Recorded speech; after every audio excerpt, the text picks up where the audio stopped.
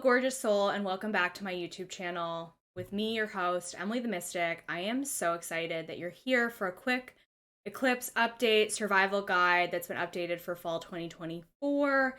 As I'm filming this video, it is on the day of the Pisces lunar eclipse, and I really like to get a gauge of where the collective energy is when I do some of these energy updates live in the moment, to really fill you in on what's going on out there, especially because the eclipse portal has just opened.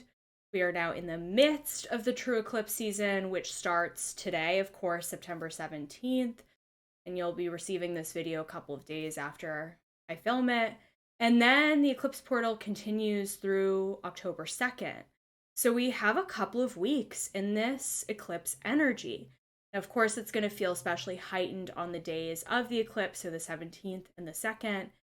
But know that we're still going to be moving through a lot. Things that may have started to happen at the beginning of this week, the week of the 17th. And then, of course, things will continue a few days after the eclipse on the 2nd. So know that we are navigating a lot. And the way that I read eclipses is that they can be very destabilizing and unpredictable. It's an energy that's a little crazy. It's a little kooky. It's a little wonky. It's a little sideways. So eclipse energy can feel a little bit odd. It can feel a little bit strange. It can kind of feel like, oh my gosh, did I really just see that? Or did that really just happen? Or am I in a parallel universe right now? I cannot believe that she just said that, or I cannot believe that just happened to me. And eclipses can really bring up those unique, strange events. The wild, the wacky, the weird, the clown show, the uncomfortable. And I've really learned to enjoy eclipses because of that. Because they can bring up things that are just so out of left field, so out of the blue, that we just couldn't see coming. But it's always, always, always. My perspective is that these things that happen are always for our highest and greatest good. Even if we can't see it or feel it in the moment, even if it's really freaking uncomfortable in the moment, there's always a lesson to be learned. There's always an opportunity to have a sense of humor about it. There's always a silver lining, no matter what. So with anything you're navigating during this eclipse season, I want you to leave this video with that in mind, that there will be a silver lining, no matter what it is that you are navigating. Eclipses can also tend to bring up a lot of endings, a clearing, a purging, a detoxing, a releasing, a shedding of the snake skin, a letting go of an old version of self. And eclipses happen twice a year to kind of push us along a little bit on our growth journey. We are spiritual souls, we're multidimensional souls having a human experience, and we've got things that we set about to accomplish in this lifetime. We created an incarnation plan for ourselves of things that we're here to create, of who we're here to be, of how we're here to exist. And so these eclipses kind of push us along a little bit along that path. So they may hasten endings. They may purge things from your life, or the universe is like, this is just not aligned for you anymore. We're pulling this away. So there may be a hasting or a change or a transition that happens with eclipses, again, that feels unexpected or fast or quick, or like a necessary release, a necessary ending. And again, it could be something physical. It could be something in your physical external reality, like a friendship ending or a letting go of an old job, maybe, or clearing of your schedule. Maybe there's something that gets canceled. Maybe there's even an opportunity in your life that all of a sudden gets taken away. I want you to see these endings, these releases, as number one, protection, because you are being protected by the universe when these things happen, but also a necessary outgrowing of an old version of self, a necessary release of an old timeline, an old version of you that is just not in alignment with your authentic self right now in this moment. So it's important when we're going through eclipses to have a fresh perspective and to shift our mindset to see that it's all happening for our highest and greatest good, and that it's creating space, it's creating a void for something to come in that's going to be a better fit, or that's going to get us where we need to go, even if we don't know what that looks like yet, and even if we can't fully understand it in the moment.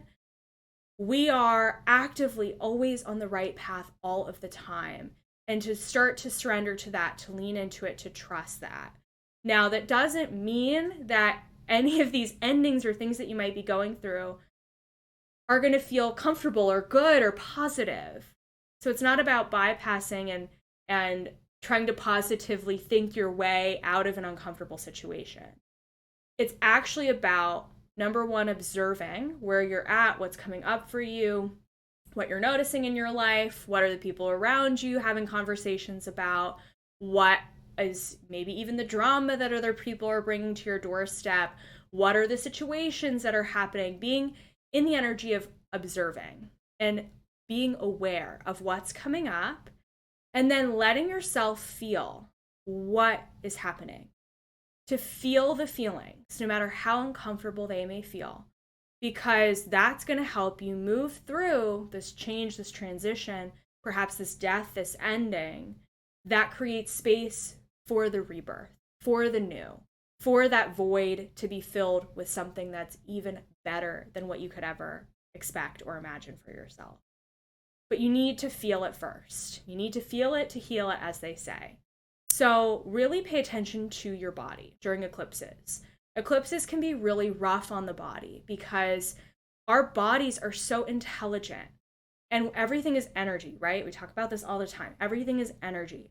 So energetically, you are being impacted by the planetary alignment. So your body is feeling it. Just like the moon influences the tides of the water on this planet, your body is made up of mostly water, so you are going to feel the way that the moon is positioned in accordance to Earth. You're going to feel that planetary alignment. So your body is going to feel it. So therefore, you may feel really tired. You may feel heavy.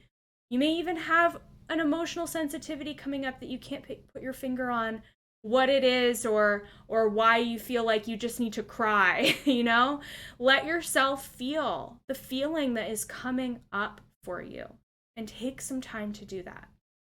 Eclipses are the best time to take it slow. Take things a day at a time, a baby step at a time.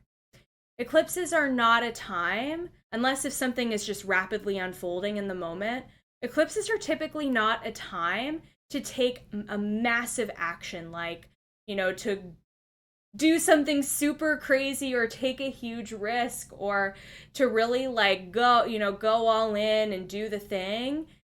Eclipses are more a time of observation and awareness and being present with how you feel and how your body is feeling. Eclipses, as I was saying at the beginning, can be very destabilizing. They can feel very unpredictable. So with that in mind, it's important that you pay attention and listen to your body so that your body knows that you are safe. Your body knows that you are okay, that things are going to be okay. So if you are anxious or nervous or you feel ungrounded, which is simply another way to say that your nervous system is dysregulated, to feel your feelings and to also come fully into the body by doing things like breath work. EFT tapping is another great tool. Exercising if that's available to you. Taking a bath, going for a swim, going for a jog, stretching, dancing, moving the body can really help you fully come into it and help you be more present. Can help you get you out of your head and into the moment. It's so important to feel what you're feeling and to feel what's coming up because so many of us move through life disassociated and disconnected and numbed out from all of it. But you will find that these eclipses can be helpful to you if you let yourself feel, if you let yourself move through it, if you let yourself bring awareness to those things on the edge of your consciousness that are kind of perking up for you during this time. And if you want more clarity on what specifically the eclipse on September 17th, as well as the eclipse on October 2nd, are bringing to your doorstep, it can definitely be reflected by your astrology birth chart. So what you can do is you can go to a free birth chart website like astro.com, that's astro.com, put in your birth information, pull up your birth chart, and I want you to take a look. So the September 17th eclipse is happening in the sign of Pisces. So I want you to look for the sign of Pisces in your birth chart. And then the October 2nd eclipse is happening in the sign of Libra. So I want you to look at the sign of Libra in your birth chart. Both of these signs, doesn't matter if you've got planets in there or the little symbols, little glyphs that represent the planets. It doesn't matter if you've got any planets in either of those signs in your chart. We all have all 12 signs in our zodiac chart. So I want you to look for the section of the pie that's representative of Pisces and Libra. And then what you're going to do is you're going to go online and you're going to search which number house Pisces and Libra represent for you. So here's an example. For me, Pisces is in my 11th house. The 11th house, which is the 11th section of that pie chart on your birth chart, represents communities, groups, friendships, groups of people. And so for me, this Pisces eclipse is really bringing up a lot when it comes to me cultivating a community, friendships, community or oriented things in my life, personal life and business life. So I know that that eclipse is all about that for me. And then when I take a look at Libra in my birth chart, I have Libra in my 6th house of work-life balance, health, day-to-day life, work-life routines. So I know that that second eclipse is going to bring up something related to the body, to my day-to-day life, my work-life balance, the way that I handle tasks and systems and things in my business and in my personal life. So I know there's going to be something related to that that comes up on October 2nd. Now, the other thing that's important to keep in mind is that the Pisces eclipse begins a new storyline of something that's going to be unfolding for you over the next 2 years. The eclipses are determined by the nodes. When the nodes change signs every 2.5 years, it changes the storyline of which zodiac signs are influencing that particular eclipse. So the last 2 years, we've been moving through the Libra Aries nodes, the Libra Aries eclipses. So that particular storyline is wrapping up with this Libra eclipse. Then we're going to fully move in to the Pisces Virgo eclipses that will be happening for the next 2 years. So this Pisces eclipse is beginning a new storyline, and the Libra eclipse is ending an old storyline. So that can also be an interesting way to look at it, is to observe with the first eclipse what new awareness or new observation, new insight, new downloads, new ideas are coming forward for you. And then with the second eclipse that we'll be having, what is wrapping up, what's coming to completion, what's ending, what's culminating. That can be a really interesting thing to look at. And culminating and ending from the last 2 years, from 2023 to, of course, now in 2024. Sorry, I believe it began in 2023. So this one's been a little over a year. So with that in mind, knowing those things from an astrological point of view can be really helpful when taking a look at what might be coming up in your life. I also recommend to pay attention to your dreams, because your dreams are clues. They're also necessary healings and a way for the subconscious mind to empty out energy or memories or healing from the course of the day. And your soul is so intelligent, your body's so intelligent, so it's already moving through some of these different things during the course of the night. So for me, I just shared with you that the eclipse in Pisces is lighting up the area of my birth chart and my life related to community and friendships. So guess what? All of my dreams have been about different groups of people in my life. Healing and new awareness, understanding, or just themes related to different groups of friends, different groups of people, which is really interesting. So you might see a correlation between your dreams and also the area of your birth chart where this eclipse is taking place, or both eclipses are taking place, because the flavors of both eclipses are going to be a little different. And so, with all of that in mind, I want you to really notice again how you're feeling, what's coming up for you, what are you observing, what are you aware of, and know that you may feel extra sensitive. These eclipses are bringing up, again, a heightened sensitivity in the body. And like I said before, our body is energy, our body is water, our body is going to feel it. So, with that in mind, really take time to take it slow, feel your feelings, journal to get out of your head and get thoughts out of your head and onto paper. And take some time to do practices like meditation, journaling, breath work, tapping that can help you again get out of your head and into your body. That's going to help your nervous system stay regulated, and it's going to help you navigate whatever is coming up for you. Now, of course, I'm here to support you if you're finding this eclipse season to be crazy time for you to navigate. I would love to invite you into my Emily the Mystic membership, which is a small monthly commitment in order to join me for 2 calls a month where we've got a guest expert, and 1 call a month where I do mini readings, galactic channeling, all sorts of energy work, meditations, and cool things, card pulls, the works. You also get access to all of my meditations, which can really help you during this time. I really recommend too, so that's the membership. I also recommend that you check out my free chakra clearing meditation and my free nervous system meditation. I will leave the links for those below in the caption.